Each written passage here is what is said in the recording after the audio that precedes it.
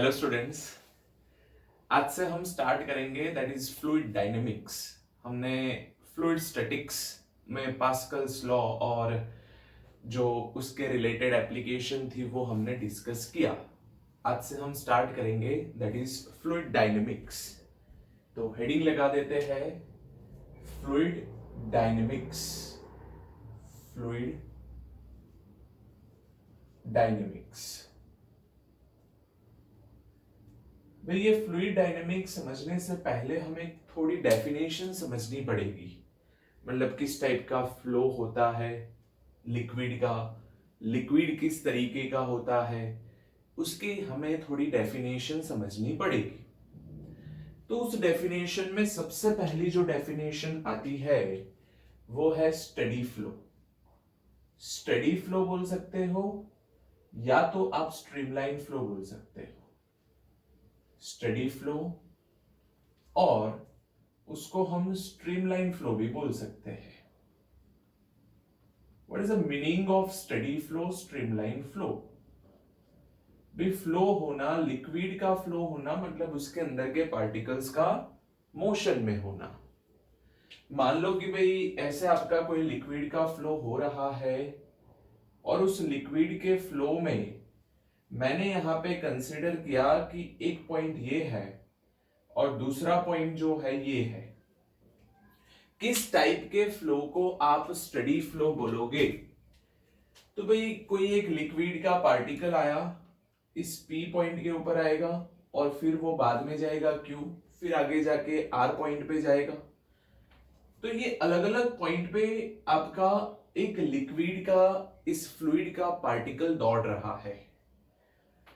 जब वो पहला पार्टिकल आया, वो इस P पॉइंट के ऊपर पहुंचा तो उसकी वेलोसिटी, उसकी स्पीड जो थी दैट इज Vp। आगे जाके वो Q पॉइंट पे पहुंच रहा है तो उसकी वेलोसिटी हो गई Vq, और आगे इसके बाद वाले पॉइंट पे पहुंचता है तो उसकी वेलोसिटी हो गई Vr। ये फर्स्ट पार्टिकल जब P पॉइंट, Q पॉइंट और R पॉइंट पे पहुंचा तो उसकी वेलोसिटी Vp, Vq और Vr रिस्पेक्टिवली है। अब कोई दूसरा पार्टिकल आया, वो दूसरा पार्टिकल फर्स्ट पार्टिकल को ही फॉलो करता है। पहला पार्टिकल इधर पहुंचा था तो इधर Vp था, इधर Vq था और इधर Vr था। सेकेंड पार्टिकल इधर पहुंचा तो इधर Vp, Vq और Vr। थर्ड पार्टिकल इधर पहुंचता है तो भी इस पॉइंट पे Vp, इधर Vq और इधर Vr। मतलब जो प्रीसीडिंग पार्टिकल्स है उसकी वेलोसिटी कांस्टेंट रह रही है। हम ऐसा बोल रहे हैं कि भाई जो पहला पार्टिकल इस P पॉइंट, Q पॉइंट और R पॉइंट से निकला था तो तीनों पॉइंट पे उसकी जो वेलोसिटी थी वो ही वेलोसिटी बाकी सेकेंड और थर्ड पार्टिकल की रहती है। तो इस टाइप के फ्लो को आप बोलते हो स्टेडी फ्लो। क्या बोलते हो? स्टेडी फ्लो बोलते हो। What about streamline? स्ट्रीमलाइन का मतलब क्या होता है और स्ट्रीमलाइन फ्लो क्या होता है? तो स्ट्रीमलाइन का मतलब यह होता है कि पार्टिकल ने जो पाथ चूज किया है, पार्टिकल दौड़ रहा है ऐसे, तो ये जो पाथ चूज किया है उसको आप, इस कर्व को क्या नाम देते हो? स्ट्रीमलाइन देते हो। ओके, तो the path taken, the path chosen by the fluid particle, liquid particle under the steady flow, under the steady flow जो पाथ के ऊपर पार्टिकल जाता है उस पाथ को, उस कर्व को हम नाम दे सकते हैं स्ट्रीमलाइन। और ये उस टाइप के फ्लो को हम नाम बोल सकते हैं स्ट्रीमलाइन फ्लो। तो भाई आपका फ्लो, मान लो स्टेडी फ्लो को और तरीके से समझना हो तो मैं कुछ ऐसा बोल देता हूं कि भाई फ्लूइड का पार्टिकल जो है वो इधर से ऐसे जा रहा है, जा सकता है। जब इधर पहुंचेगा तो इस वाले पॉइंट पे उसकी वेलोसिटी फिक्स इधर कितनी रहनी चाहिए? Vp। इस वाले पॉइंट के ऊपर भी वेलोसिटी फिक्स, और वेलोसिटी मतलब हम तो वहां पे टेंजेंट ड्रॉ करेंगे तो Vq। R पॉइंट पे पहुंचेंगे तो Vr। मतलब फर्स्ट पार्टिकल आया, P पे पहुंचा तो Vp, ऊपर पहुंच गया तो Vq, फिर आगे पहुंचा तो Vr।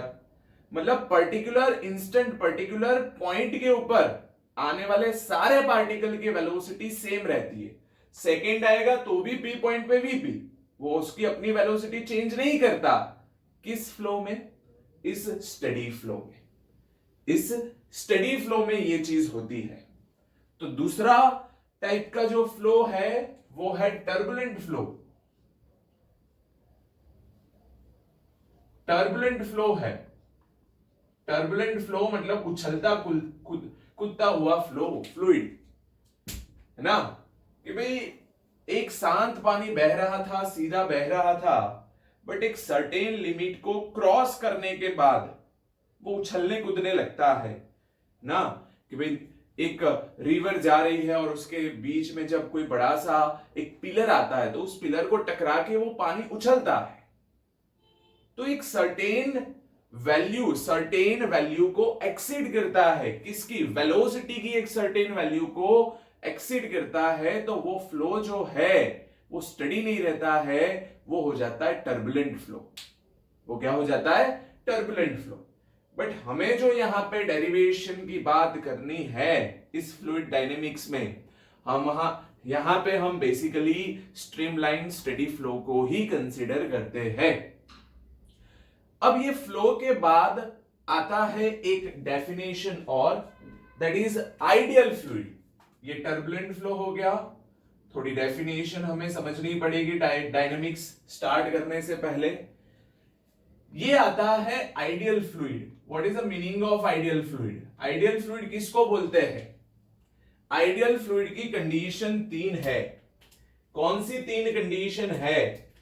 एक है इनकंप्रेसिबल, एक जो है इनकंप्रेसिबल, आप चाहे जितना जोर लगा दो उसकी डेंसिटी में आप चेंज नहीं कर सकते, आप उसको दबा नहीं सकते, डेंसिटी में चेंज नहीं कर सकते, वैसा फ्लूइड, वैसा लिक्विड, वो हम गिनेंगे आइडियल फ्लूइड में।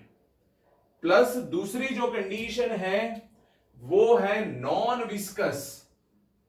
भाई नॉन विस्कस क्या होता है? जैसे आपका सॉलिड के अंदर फ्रिक्शन आता है, वैसे यहां पे लिक्विड के लेयर के बीच में भी कुछ ऐसा फ्रिक्शन हो सकता है। वो फ्रिक्शन आगे जाके हम डिस्कस करेंगे, बट वो नॉन विस्कस होना चाहिए। इतना मैं एक एग्जांपल लूं कि भाई आप एक फ्लोर के ऊपर पानी गिराते हो और ऑयल गिराते हो, फर्क दिखता है आपको।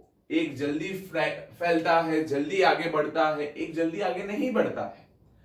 तो एक कोएफिशिएंट ऑफ विस्कोसिटी के हिसाब से उसका मोशन अलग हो जाता है। तो मतलब मैं बोलूंगा आज के क्लास के लिए केवल नॉन विस्कस समझना है, तो हम लिख देंगे no friction between layers, no friction between layers.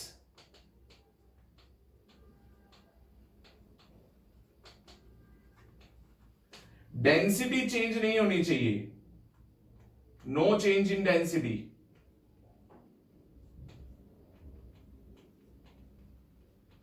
और तीसरी चीज बोले इस फ्लूइड के लिए वो होना चाहिए इररोटेशनल। इररोटेशनल मतलब उसके अंदर जो फ्लो होता है उसके पार्टिकल्स की नेट एंगुलर वेलोसिटी क्या होनी चाहिए? 0। ये तीनों कंडीशन के साथ का जो फ्लूइड है उस फ्लूइड को हम आइडियल फ्लूइड बोलते हैं। ओके, उस फ्लूइड को हम क्या बोलते हैं? आइडियल फ्लूइड बोलते हैं। एक इनकंप्रेसिबल, डेंसिटी चेंज नहीं। दूसरा there is no friction between layers, मतलब नॉन विस्कस। और उसके अंदर के एंगुलर पार्टिकल का घूमना नहीं होना चाहिए, वो सीधा जाना चाहिए, मतलब एक स्ट्रीमलाइन को फॉलो करते हुए जाना चाहिए, स्टेडी फ्लो में जाना चाहिए ना। तो दैट इज इररोटेशनल। तो ये 3 जो है उस तीनों कंडीशन के साथ में लेके जो फ्लूइड बनता है वो आइडियल फ्लूइड है। तो हम जो भी डेरिवेशन देखेंगे उसमें आइडियल फ्लूइड और स्टेडी फ्लो इसको कंडीशन में रख के ही आगे बढ़ेंगे। तो स्टेडी फ्लो मतलब एक ऐसे स्ट्रेट लाइन पे चलता है, स्ट्रीमलाइन फ्लो होता है। ऐसी बहुत सारी स्ट्रीमलाइन हो सकती है, और ऐसी बहुत सारी स्ट्रीमलाइन का एक बंडल बनना, मतलब उसको बोलते हैं हम ट्यूब ऑफ फ्लो। ओके, तो कंडीशन दो चीज याद रखना हर एक डेरिवेशन के लिए, एक रहता है स्टडी फ्लो और दूसरा रहता है आइडियल फ्लूइड। उसमें इनकंप्रेसिबल, नॉन विस्कस और इररोटेशनल ध्यान में देना। ओके, तो बस इतनी डेफिनेशन के बाद आज के क्लास में हम दो बहुत इंपॉर्टेंट डेरिवेशन, बहुत इंपॉर्टेंट चीज हम डिस्कस करने वाले हैं, और वो है इक्वेशन ऑफ कंटिन्यूटी और दूसरा है बर्नौलीज इक्वेशन ना। बहुत इंपॉर्टेंट है, ध्यान से इधर चीज को समझना, क्या हम पढ़ रहे हैं, क्या लिख रहे हैं। तो स्टार्ट करते हैं पहला topic, that is equation of continuity, that is equation of continuity.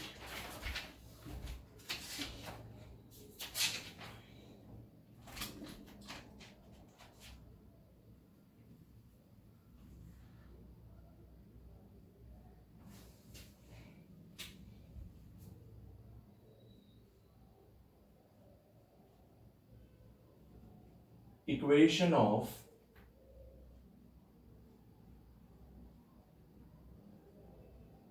continuity.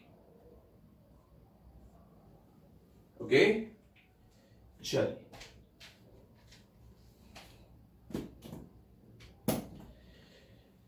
Equation of continuity की बात करते हैं तो हम पहले आइडियल फ्लूइड कंसीडर करेंगे जिसमें इनकंप्रेसिबल, नॉन विस्कस और इररोटेशनल फ्लूइड आ जाएगा, और उसका हम स्टडी फ्लो लेंगे। तो consider the steady flow of ideal fluid, ideal fluid. Okay, ये आइडियल फ्लूइड जो है वो एक क्रॉस सेक्शन, एक पाइप ऐसी लेते हैं, उसमें क्रॉस सेक्शन थोड़ा वेरी हो रहा है, थोड़ा मतलब एक एंड पे ज्यादा है, एक एंड पे नैरो है, वैसा। तो भाई मैं ऐसी एक पाइप कंसीडर कर रहा हूं और इस पाइप के अंदर ऐसे फ्लूइड फ्लो हो रहा है, कौन सा? स्टेडी फ्लो, और कौन सा liquid? Ideal fluid, otherwise ideal liquid. ऐसे जो है वो आपका फ्लूइड फ्लो हो रहा है, ऐसा हम कंसीडर करेंगे।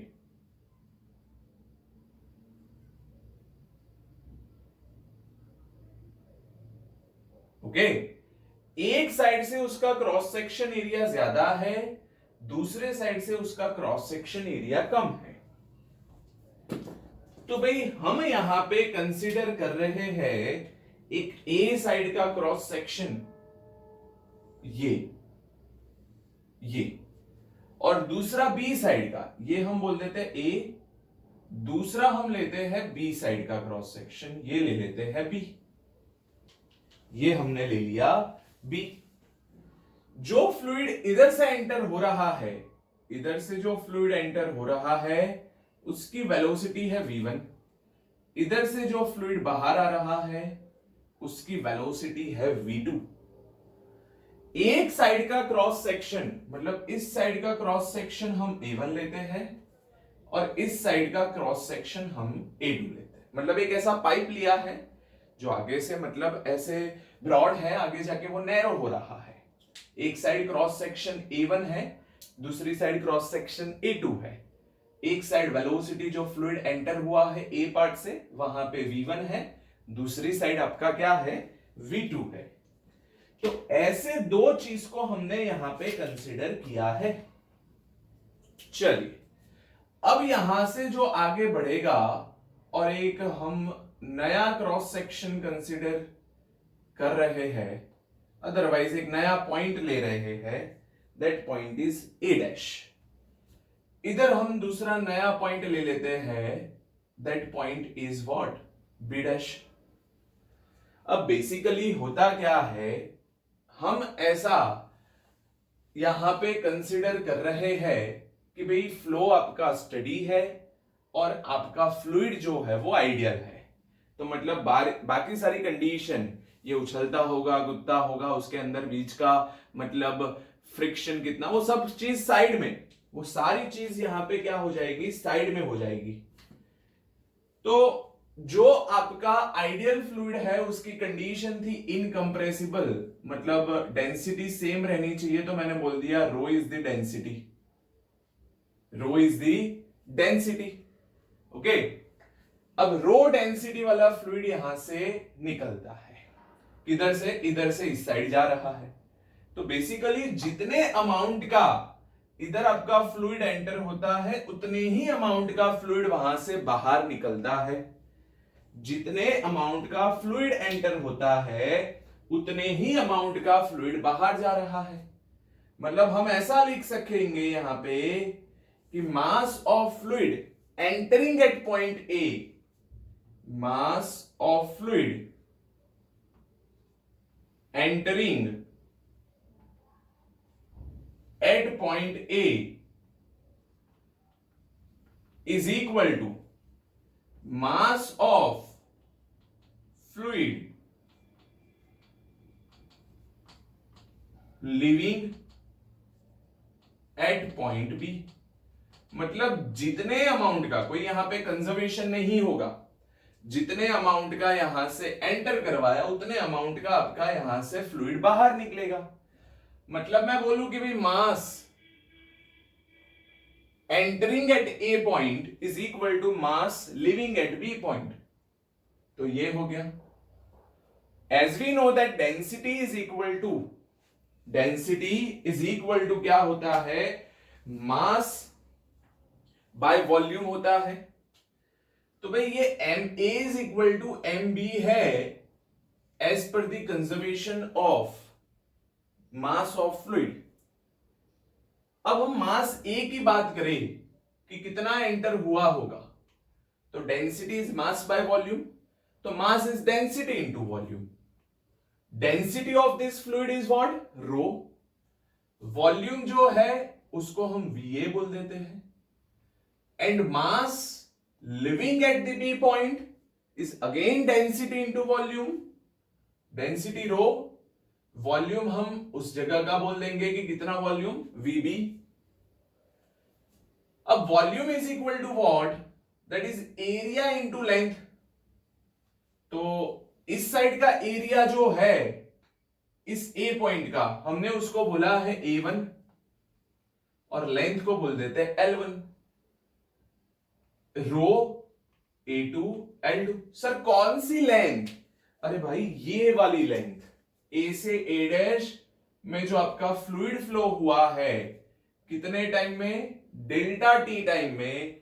तो ये जो लेंथ बन रही है, velocity is distance upon time, तो distance is velocity into time. इतना फ्लूइड जो डिस्टेंस कवर करता है L1 जितना, कितनी स्पीड से, V1 डेल्टा टी। ये L2 इज इक्वल टू, हम लिख सकते हैं इधर V2 डेल्टा टी। ये मान लो L2 है, B से B dash, delta T time के लिए V2 वेलोसिटी के साथ। तो ये हो गया रो A1 V1 डेल्टा टी, और ये हो गया rho A2 V2 delta T. भाई as per the conservation of mass of liquid, mass of fluid, जितना एंटर उतना ही बाहर निकलना चाहिए। तो ये मास ऑफ ए इधर और मास ऑफ बी इधर, दोनों रख लेंगे तो rho A1 V1 delta T is equal to rho A2 V2 delta T होगा। दोनों साइड से आपका delta T cancel, rho rho cancel, उसका मतलब हो गया A1 V1 is what, A2 V2। That means the product of cross section and velocity remains constant.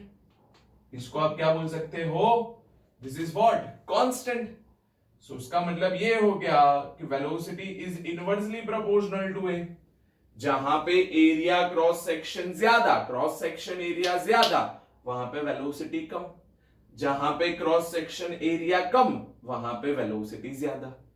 तो इस इक्वेशन को A1 V1 is A2 V2 और AB is equal to constant, उस equation को आप क्या बोलते हो, इक्वेशन ऑफ कंटिन्यूटी। क्या बोलते हो, equation of continuity. which equation is equation of continuity, this AB is constant, या A1 V1 is A2 V2, A1 इसका क्रॉस सेक्शन एरिया v1 इधर की वेलोसिटी, a2 इसका क्रॉस सेक्शन एरिया, v2 इसकी velocity.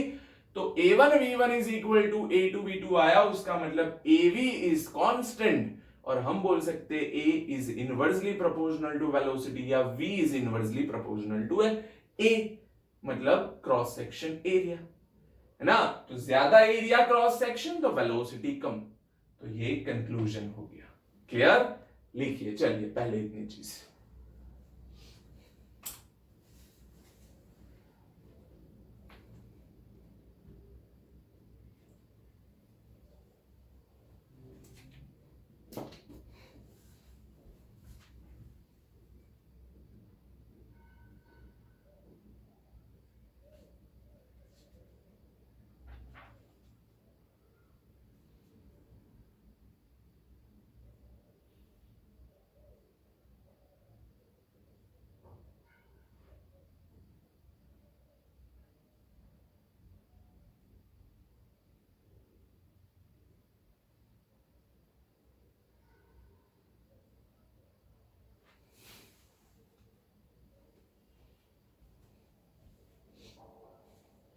चलिए फटाफट लिखिए इस चीज को पॉज करके।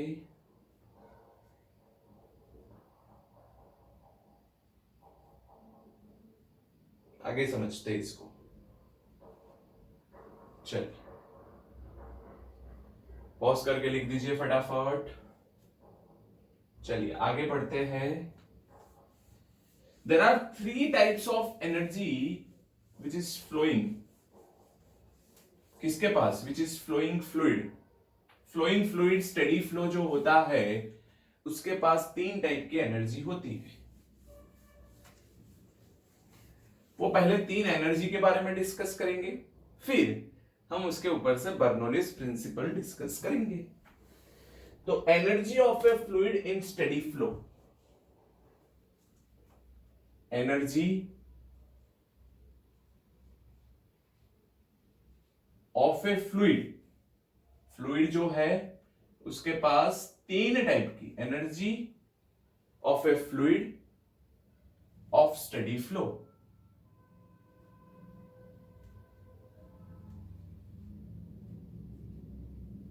स्टेडी फ्लो करता हुआ जो फ्लूइड है उसके पास जो एनर्जी है वो ऑफ या तो इन ए स्टेडी फ्लो। ओके, 3 टाइप की एनर्जी है। फर्स्ट जो आती है वो है kinetic energy. The energy possessed by the virtue of its motion, किसका? फ्लूइड का, तो उसको kinetic energy. The energy possessed by the virtue of its position above the earth surface, that's potential energy। एक होता है काइनेटिक एनर्जी, दूसरा होता है पोटेंशियल एनर्जी, और तीसरा एनर्जी जो है वो हम बोलेंगे प्रेशर एनर्जी। ओके, तीसरा हम बोलेंगे pressure energy. The energy of fluid by virtue of its motion, that's called the kinetic energy. By virtue of its position above the earth's surface, that is potential energy. And due to the pressure, the energy possessed by virtue of its pressure, that is called the pressure energy. तो kinetic energy का formula सबको पता है, क्या होता है? Half mv square होता है। पोटेंशियल एनर्जी का भी फॉर्मूला सबको पता है, वो होता है mgh। और प्रेशर ने जो क्रिएट किया है, जो एनर्जी बनी है, the energy possessed due to the otherwise by virtue of its pressure, that is called the pressure energy. तो प्रेशर देना मतलब फोर्स लगना, और फोर्स लगने से उसका वर्क हुआ, डिस्प्लेसमेंट हुआ, तो उसको हम मान लो W से रिप्रेजेंट करें, तो W इज इक्वल टू आएगा force into displacement, and force is equal to हम लिखेंगे प्रेशर एरिया इनटू डिस्प्लेसमेंट, है ना। तो 3 टाइप की आपकी एनर्जी हुई। ये स्टेडी फ्लो जो है, फ्लूइड फ्लो हो रहा है, उसके पास 3 तरीके की एनर्जी होती है। एक है काइनेटिक एनर्जी, दूसरा है पोटेंशियल एनर्जी, और तीसरा जो है दैट इज प्रेशर एनर्जी। अब ये तीनों एनर्जी को हम अलग अलग तरीके से लिख सकते हैं। कैसे? दैट इज काइनेटिक एनर्जी पर मास, उसको हम लिखेंगे हाफ mv² अपॉन m, तो ये mm कैंसल, हाफ v²। इसको हम लिखे दूसरी तरीके से potential energy per unit mass, तो mgh upon m, that is equal to gh, that is equal to what? gh। और pressure energy per unit mass बोले तो देखो भाई, इस चीज को मैं क्या लिख देता हूं? Area into displacement volume. तो इधर हो गया P इंटू वी, तो PV by mass. Density is equal to mass by volume, तो volume by mass is equal to what? 1 upon density. Volume by mass is 1 upon density, तो P by rho लिख सकते हैं। क्या लिख सकते हैं? P बाय रो लिख सकते हैं, पर यूनिट मास। तीसरा हम लिखे इसी काइनेटिक एनर्जी को, काइनेटिक एनर्जी पर वेट। वेट आएगा तो mg आएगा, मतलब हाफ mv² अपॉन g। इधर mg आएगा तो v² बाई 2g होगा। ऐसे हर एक के लिए आप लिख सकते हो। तीसरा हम लिख सकते हैं इसी काइनेटिक एनर्जी को पर यूनिट वॉल्यूम में, तो भाई वही बेसिकली आपके बर्नौलीज प्रिंसिपल के लिए इंपॉर्टेंट है, तो मैं वही चीज लिखूंगा, kinetic energy per unit volume of the liquid fluid. तो ये था आपका हाफ mv² और volume is v, mass by volume that is density, ये हो गया half rho v²। Potential energy per unit volume, potential energy is mgh upon volume, mass by volume is rho, that is rho gh। Okay, और तीसरे के लिए मतलब pressure energy again पर volume. Pressure energy क्या था? pv upon volume, vv cancel, answer would be p, pressure.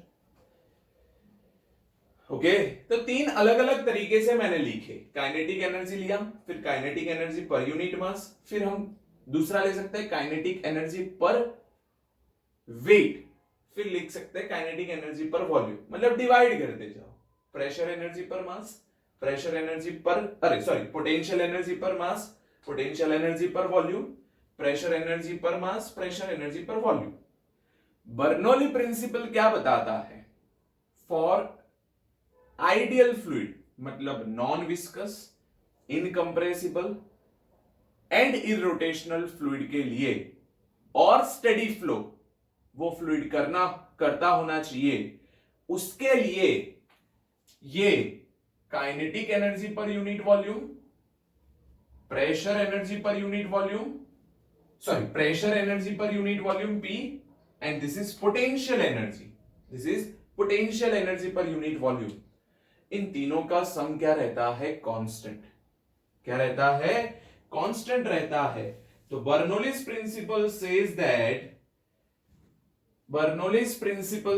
That the sum of pressure energy, kinetic energy and potential energy per unit volume of an incompressible non-viscous in a steady flow, in a streamline flow remains constant। तो तीन energy per unit volume कौन सी? Kinetic energy per unit volume, potential energy per unit volume and pressure energy per unit volume. ये तीनों energy का सम जो है वो कांस्टेंट रहता है for the ideal fluid, for the steady flow, streamline flow. Okay, तो ये चीज आपकी एक बेसिक चीज है। बर्नौलिस पढ़ने से पहले तो पहले ये चीज लिखिए फटाफट पॉज करके, फिर हम बर्नौलिस प्रिंसिपल पढ़ते हैं, वो बहुत इंपॉर्टेंट प्रिंसिपल है। ओके, लिखिए चल।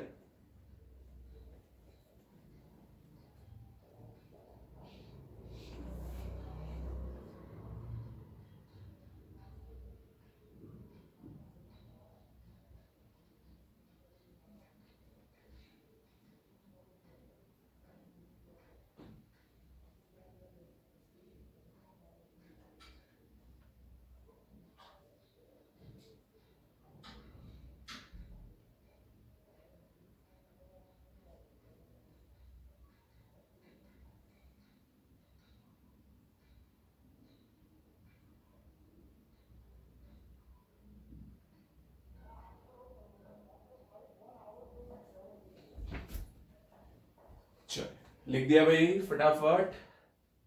ओके, आगे बढ़ते हैं। नेक्स्ट, बर्नौलिस प्रिंसिपल को डिराइव करने के लिए ये तीन चीज याद रखना, kinetic energy per unit volume, potential energy per unit volume and pressure energy per unit volume. इन तीनों का सम हमें कांस्टेंट दिखाना है। चलिए स्टार्ट करते हैं। बहुत ही important principle, that is Bernoulli's principal.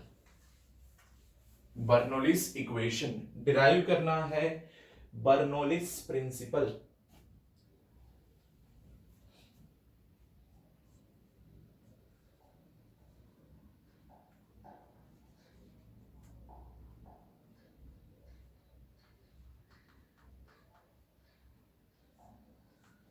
इसके लिए भी हमें वही चीज लेनी है। कौन सी चीज? आइडियल फ्लूइड, मतलब इनकंप्रेसिबल, इररोटेशनल एंड नॉन विस्कस, ऐसा फ्लूइड लेना है। एंड फ्लो कैसा कंसिडर करेंगे? Steady flow, streamline flow. तो कंसिडर हियर है स्टडी फ्लो, मैं लिख देता हूं स्टडी फ्लो लेंगे, plus steady flow plus ideal fluid, ये कंसीडर हम कर ही लेंगे। Okay, steady flow and ideal fluid. भाई ऐसा कंसीडर करना है बर्नौलिस प्रिंसिपल में कि एक पाइप है, वो पाइप का क्रॉस सेक्शन वेरी हो रहा है, मतलब आगे से ज्यादा पीछे से कम। ऐसी पाइप को मैं यहां पे कंसीडर कर रहा हूं। मान लो कि भाई ऐसी पाइप है हमारी, ये है आपकी एक पाइप जिसका क्रॉस सेक्शन वेरी हो रहा है। अब ध्यान से देखोगे तो इस साइड क्रॉस सेक्शन ज्यादा, सामने वाले साइड क्रॉस सेक्शन कम है। एक रेफरेंस लाइन कंसीडर करेंगे, उस रेफरेंस लाइन का जो, उस रेफरेंस लाइन से जो पहला वाला हमने क्रॉस सेक्शन लिया है उसका हाइट कुछ h1 है, और जो दूसरा वाला लिया है उसका हाइट जो है वो कुछ h2 है। ये h1 है और सामने वाला कितना है? h2 है, ये वाला।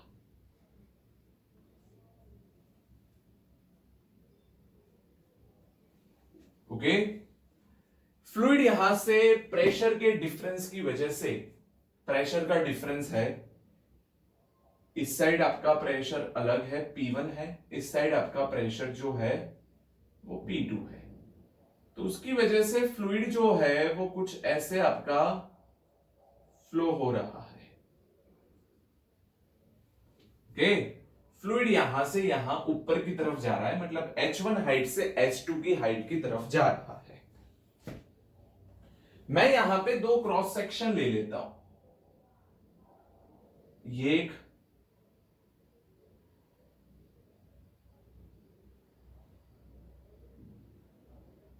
और एक क्रॉस सेक्शन इधर ले लेता हूं, ये। इस क्रॉस सेक्शन का जो एरिया है वो A1 है और सामने वाले का A2 है। ये है A1 और इसका क्रॉस सेक्शन है A2। क्लियर? इधर से जो आपका फ्लूइड यहां पे एंटर होगा उसकी जो वेलोसिटी होगी, ये जो फ्लूइड जाएगा उसकी वेलोसिटी v1 लेंगे, इधर से जो वेलोसिटी निकलेगी, फ्लूइड निकलेगा, उसकी वेलोसिटी v2 कंसीडर करेंगे। तो ये हम लेते हैं a, ये हम लेते हैं b, ये a डैश हो गया और ये b डैश वाला हो गया। तो v1 जितनी वेलोसिटी से फ्लूइड इतना डिस्टेंस कवर कर रहा है, मान लो डेल्टा t टाइम में, तो ये v1 डेल्टा t होगा। पिछली बार अभी अभी किया वो इक्वेशन ऑफ कंटिन्यूटी डिराइव करने में। और ये v2 वेलोसिटी के साथ एंटर हो रहा, इधर से निकल रहा है डेल्टा t टाइम में, तो ये v2 डेल्टा t हो गया। ओके, इधर हमें यहां पे प्रेशर का डिफरेंस क्रिएट करना जरूरी है। इधर मान लो प्रेशर P1 है और इधर आपका प्रेशर जो है वो P2 है, तो प्रेशर होगा अलग अलग। तो फोर्स देखो, force, pressure is force upon area, so force is equal to what, pressure into area. तो इधर से जो धक्का लगेगा वो लगेगा P1A1 से और इधर बनेगा P2A2, that is force, that is force इधर से बाहर। समझ रहे हो? इधर मैंने प्रेशर कितना बोला है, प्रेशर इज P1, इधर हमने प्रेशर कितना बोला है, दैट प्रेशर इज P2। धक्का लगा कितना, force, pressure into area, P1A1 बाहर निकला P2A2 से। तो इतनी चीज कंसीडर की है, एक स्टडी फ्लो, आइडियल फ्लूइड, एक रेफरेंस लाइन से आपने जो पाइप कंसीडर किया है, उस पाइप का हाइट एक साइड से h1 है, दूसरी साइड थोड़ा ऊपर है, दैट इज h2। तो हाइट आगे मतलब पोटेंशियल एनर्जी बनेगा, वेलोसिटी है मतलब काइनेटिक एनर्जी बनेगा, और प्रेशर का डिफरेंस की वजह से जो वर्क हुआ होगा उससे प्रेशर एनर्जी भी आ जाएगा। और बर्नौली प्रिंसिपल क्या बताता है, फॉर आइडियल फ्लूइड और स्ट्रीमलाइन फ्लो, दोनों चीज ध्यान में रख के pressure energy, kinetic energy and potential energy of fluid पर यूनिट वॉल्यूम रिमेन्स कांस्टेंट, ये रहता है। ओके, तो पहले इतनी चीज ड्रॉ करिए, फिर हम स्टेप बाय स्टेप आगे बढ़ते हैं। एक एक स्टेप को छोटे से बोर्ड में हम डिराइव करेंगे।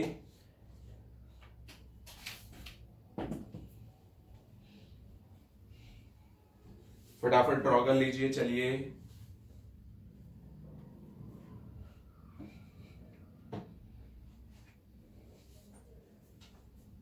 पहला पार्ट हम करेंगे कि भाई जो जितना मास आपका एंटर ए पे होगा, इतना क्रॉस सेक्शन में जितना एंटर हुआ है उतना ही वहां से लीव होगा बाय कंजर्वेशन ऑफ मास। कहीं आप इकट्ठा करके नहीं रखने वाले हो, फ्लूइड फ्लो हो रहा है। तो mass of fluid entering at A point is mass of fluid leaving at point B, वो दोनों इक्वल है, मान लो m बोल देते हैं। इस फ्लूइड की जो डेंसिटी है वो डेंसिटी हम ले लेते हैं rho is the density, and this is remains constant because this is incompressible fluid. तो ma mb और m है। But density is what, mass by volume. तो mass is what, density into volume. Density volume at a, density volume at b। Density as it is, volume is area into length. What's the area of this cross section? A1. L1 is rho, A2 L2. But length L1, that is V1 delta T, length L2, that is V2 delta T. तो rho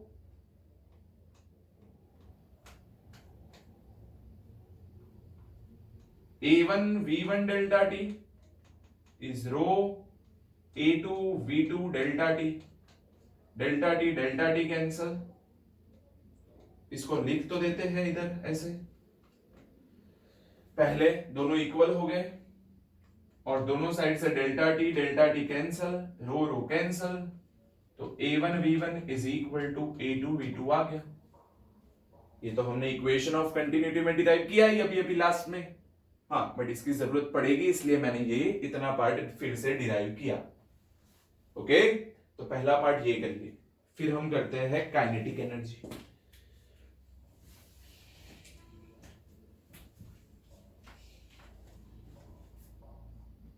ये मास ही है भाई, mass is rho into V, और उसी को मैं लेके आया, तो ये मास ही है।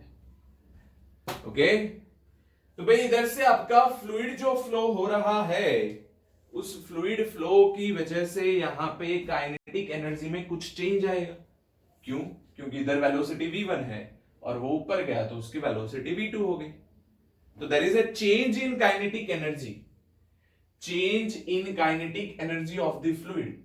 Second part, step by step याद रखते जाना इस डेरिवेशन को। तो change in kinetic energy of fluid is equal to kinetic energy at B point minus kinetic energy at A point. सही है? Kinetic energy at B point is equal to kinetic energy at A point. Formula half mv square, but B point है mass of B, vb square minus mass of A, va square. But mass of A और mass of B दोनों equal है, तो m इधर लिख दे vb square, half m इधर लिख दे v a square. भाई b पे वेलोसिटी कितनी थी? v2, तो इधर कर लेंगे v2 का स्क्वायर, इधर कर लेंगे v1 का स्क्वायर, तो ये हो गया half m v2 square minus v1 square. What about m? m क्या था? ये रहा, देखो m ये रहा, रो a1 v1 डेल्टा टी या रो a2 v2 डेल्टा टी, दोनों में से कोई भी रख सकते हो, मैं पहला वाला रख रहा हूं। तो half rho a1 v1 delta T into v2 square minus v1 square. इसको इक्वेशन नंबर 1 बोलेंगे, इसको इक्वेशन 2 बोल देंगे, और इसको इक्वेशन नंबर 3 बोल देंगे।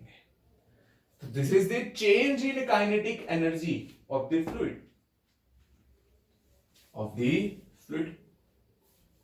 Clear? अब हम करेंगे change in potential energy. क्या करेंगे? Change in potential energy of the fluid. अलग पेन से लिखते हैं, change in potential energy of the fluid. Of fluid is equal to potential energy at B point minus potential energy at A point. What about potential energy at B point? MB, MB low, MA लो, दोनों same ही है, तो हमने तो M ले लिया है, MA MB is M। तो MG, G तो सेम ही रहेगा, H1 हाइट के, H2 हाइट पे कोई भी। B पॉइंट कितनी हाइट पे है? H2। A पॉइंट कितनी हाइट पे है? H1। तो mgh2 माइनस वॉट? mgh1। इसमें से मास और g common, h2 minus h1, h2 minus h1। मास की जगह पे क्या रखेंगे? ये वाली चीज, रो a1 v1 डेल्टा टी, रो a1 v1 delta T into g, और ये हो गया h2 minus h1। This is equation number 4। Okay, पहला डायग्राम ड्रॉ करने का, उसके बाद ये कंजर्वेशन ऑफ मास, उसमें फर्स्ट इक्वेशन ये, सेकंड ये, फिर थर्ड पार्ट ये, मतलब फर्स्ट पार्ट ये था, सेकंड पार्ट ये है, change in kinetic energy of fluid, then change in potential energy of the fluid. ये दोनों का हमें आगे यूज करना है, तो पहले ये चीज को कंप्लीटली अच्छे से लिख दीजिए। चलिए फटाफट लिखिए।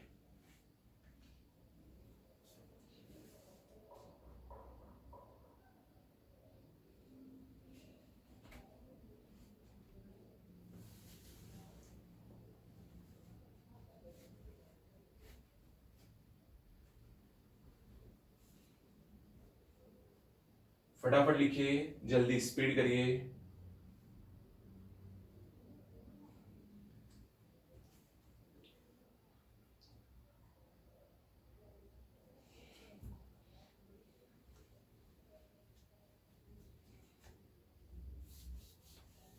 चलिए पॉज करके लिख दीजिए फटाफट। First part, second part, third part, अब फोर्थ पार्ट प्रेशर एनर्जी वाले के लिए। मैं इतना पार्ट रब कर रहा हूं भाई। देखो मैं थोड़ा इसको ऊपर खिसका देता हूं तो मैं लिख सकूं। छोटा सा बोर्ड है, बड़ा सा डेरिवेशन है, इसलिए थोड़ा मैनेज करना पड़ता है। ओके, इतनी चीज को मैंने रब कर लिया। ये पता है आपको कि ये मास है। ओके, चलिए पहला पार्ट, दूसरा पार्ट, तीसरा पार्ट, अब चौथे पार्ट पे चलते हैं। Net work done on fluid, net work done on fluid is equal to work done on the fluid at A minus work done by the fluid at B। दो point को observe करना। Work done on the fluid at A minus work done by the fluid at B, मतलब total work done मिल जाए इधर से इधर उसको पहुंचाने के लिए। Work is what, force into displacement, लिख देते हैं F1 L1 minus F2 L2। इधर फोर्स कितना लगा होगा, तो force is equal to P1 A1, pressure into area. Sir ये वर्क कहां से आया, तो work is force into displacement, तो pressure P1 A1 L1 minus P2 A2 L2। What about length L1, ये रहा V1 delta T. What about L2, V2 delta T, है ना, V2 डेल्टा टी। चलो ध्यान से देखना, मैं किधर से किधर लिख रहा हूं। ये यहां से मैं इधर लेके जा रहा हूं। Work W is equal to P1 A1 V1 delta T minus P2 A2 V2 delta T. अब देखो, ध्यान से देखो, A1 V1 और A2 V2 तो इक्वल थे, हमने इक्वेशन नंबर 2 में ही प्रूव कर दिया था। तो A1 V1 लिख देंगे, A2 V2 की जगह पे क्या लिखेंगे, A1 V1, और वो A1 V1 को बाहर, डेल्टा टी को भी क्या ले लेंगे, बाहर ले लेंगे, P1 minus P2। This is what net work done. इसको हम इक्वेशन नंबर बोल देंगे, नेक्स्ट आएगा 4 और ये हो गया 5। This is equation number 5। Okay, तो net work done on the fluid is equal to work done on the fluid at A minus work done by the fluid at B। उतना subtraction कर लो तो नेट वर्क डन मिल जाए। Clear? तो ये आपका पहला पार्ट ये वाला था, दूसरा ये, तीसरा ये, चौथा ये। अब पांचवा लास्ट पार्ट बनेगा। By conservation of energy, by conservation of energy, net work done on the fluid is equal to change in kinetic energy of the fluid plus change in potential energy of the fluid। चलिए यहां पे लिख रहा हूं मैं by conservation of energy, by conservation of energy,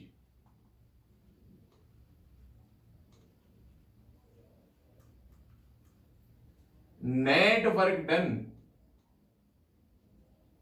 on fluid is equal to change in kinetic energy plus change in potential energy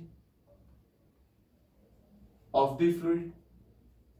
net work done W on the fluid by conservation of energy, जितना आपने work किया वो उसकी kinetic energy और उसकी potential energy के change के सम के इक्वल होता है। This is the law. Okay, conservation of energy.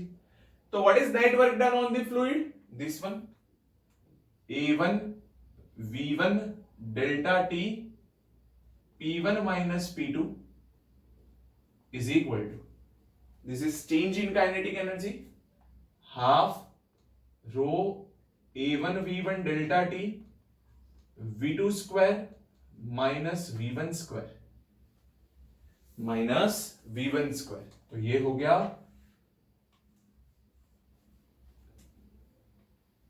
Half rho A1 A1V1 delta T V2 square minus V1 square. ये क्या हो गया? Change in kinetic energy. Change in potential energy ये वाला रो A1V1 delta T GH2 minus H1, रो A1V1 delta T GH2 minus H1, ये हो गया ना। अब जो कॉमन निकलता है उसको कॉमन निकाल देंगे, कट होगा उसको कट कर लेंगे। इधर से A1V1 delta T A1V1 delta T cancel दोनों साइड से, बचेगा क्या इधर? P1 minus P2 is equal to half rho V2 square minus half rho V1 square plus rho GH2 minus rho GH1। Okay, one वाले को एक side लेकर आ जाओ तो ये माइनस प्लस हो जाएगा, ये भी माइनस प्लस हो जाएगा, तो P1 plus half rho V1 square plus rho GH1 is equal to P2 plus half rho V2 square plus rho GH2। ये हो गया भाई, याद करो यही तीनों चीज को मैंने समझाया था आपको। Pressure energy per unit volume, kinetic energy per unit volume and potential energy per unit volume, इन तीनों का सम कांस्टेंट रहता है for a steady flow and ideal fluid. तो हम लिखेंगे this is P plus half rho V square plus rho GH is equal to what? That is constant. ये हमारा प्रिंसिपल था, बर्नौलीज प्रिंसिपल। मैंने बोला था according to the Bernoulli's principle the sum of the pressure energy, kinetic energy and potential energy per unit volume for a streamline flow of a ideal fluid remains constant. Okay, तो ये हमने prove कर दिया। ये तीन कहां से लाए? वो तीन मतलब इसको pressure energy per unit volume हमने पहले प्रूव करके रखा, हाफ रो V स्क्वायर मतलब वो kinetic energy per unit volume prove करके रखा, और रो GH pressure potential energy per unit volume हमने प्रूव करके रखा था पहले, तीन जो चीज देखी थी उसमें। तो ये कांस्टेंट आ गया, बहुत इंपॉर्टेंट है, एग्जाम में पूछे जाने के हमेशा चांसेस इसके रहते हैं, मोस्ट इंपॉर्टेंट क्वेश्चन रहता है। ओके, बर्नौलीज इक्वेशन डिराइव करो। क्लियर? लिख दीजिए चलिए।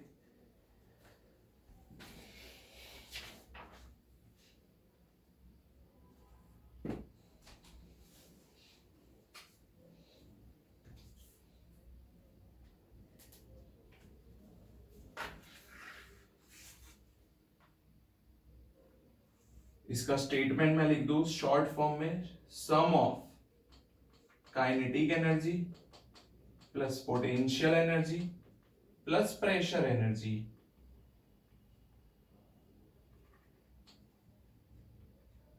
पर volume is equal to constant. Okay, is equal to what? Constant. Clear? लिख दीजिए चलिए।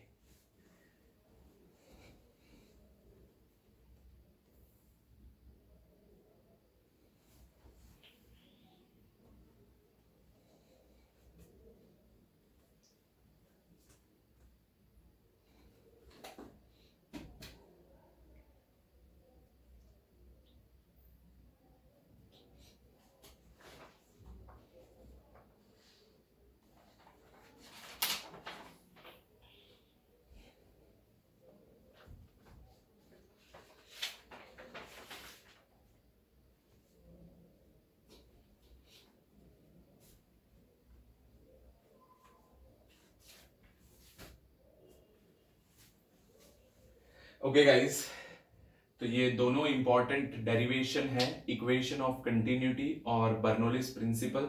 इसको अच्छे से आप लिख के लर्न कर लेना, क्योंकि एग्जाम के लिए ये बहुत इंपॉर्टेंट है दोनों क्वेश्चन। ओके, तो आज के क्लास में हम इतना रखते हैं। Thank you.